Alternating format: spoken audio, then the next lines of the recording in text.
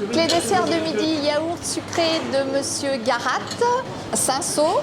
Et là, vous avez salade de fruits, circuit court, local et fait maison.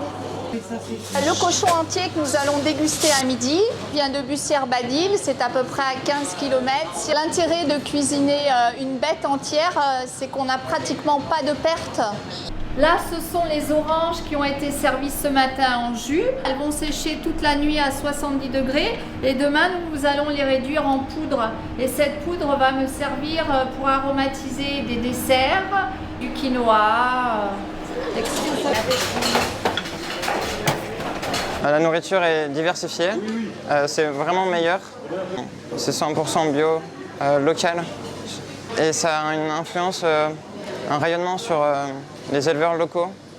Je finis toute mon assiette à chaque fois. Je prends quasiment de tout à chaque fois. C'est vraiment très très bon. Comme quoi, le bio, c'est bon.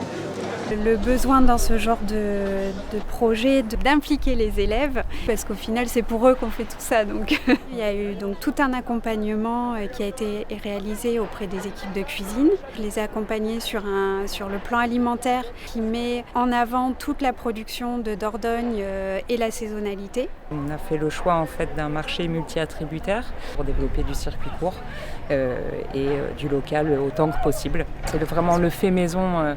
J'ai envie de dire à 90% qui nous permet d'amortir le coût. Et puis on réalise finalement que de travailler la proximité, on n'a plus les intermédiaires. Donc forcément, on est sur des denrées qui finalement ne sont pas toujours plus chères qu'ailleurs. Il y a eu beaucoup de formations en cuisine, de l'immersion par nos 2 cuisiniers formateurs, mais aussi de nombreuses interventions d'un de nos partenaires qui est le collectif Les Pieds dans le Plat. On intervient un peu partout en France. Beaucoup en Dordogne aujourd'hui, parce qu'il y a une volonté politique forte qui est portée par le président du département. On propose des formations en partenariat avec le collectif Les Pieds dans le Plat. Que ce soit dans des crèches, des collèges, des lycées, que ce soit des petites communes ou des grands collèges, des grands lycées. On travaille principalement, nous, avec les cuisiniers des cantines municipales du territoire, les collèges étant plus accompagnés par les départements, dans l'accompagnement des cantines du territoire, dans leur démarche d'introduction de plus de produits bio, de plus de produits locaux. C'est pas toujours évident. Donc d'être accompagné, d'être rassuré sur l'équilibre des menus, de voir des recettes qui vont être appréciées par les enfants, qui permettent de valoriser différemment les légumes, les légumineuses, de voir des techniques aussi adaptées à la restauration collective. On a des cuisiniers qui ont travaillé dans des collectivités pendant très longtemps et ont inventé des recettes qui puissent être à la fois délicieuses, qui respectent l'environnement en utilisant des produits bio. Bonjour. Eleanor.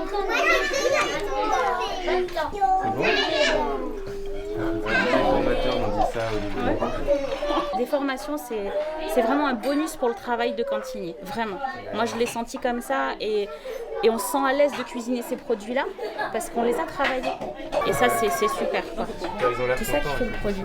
Un bon produit fait un bon repas.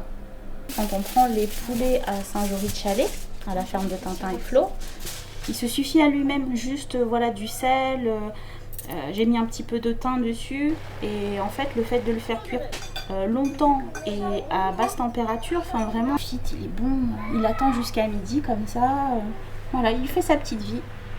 On fait la cuisine avec plaisir, c'est avec plaisir parce que le meilleur moment c'est de les voir manger, de prendre plaisir à manger, de savourer et de dire c'est trop bon. Bon appétit.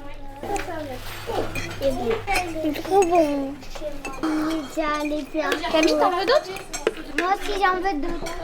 J'ai des assiettes vides à la fin du repas et ça c'est l'essentiel, quoi. La restauration collective, en fait, c'est un levier très important et très efficace pour agir sur l'alimentation en général, parce qu'on touche à la fois des enfants, mais aussi les parents d'élèves, les élus, les cuisiniers, les gestionnaires, les diététiciens.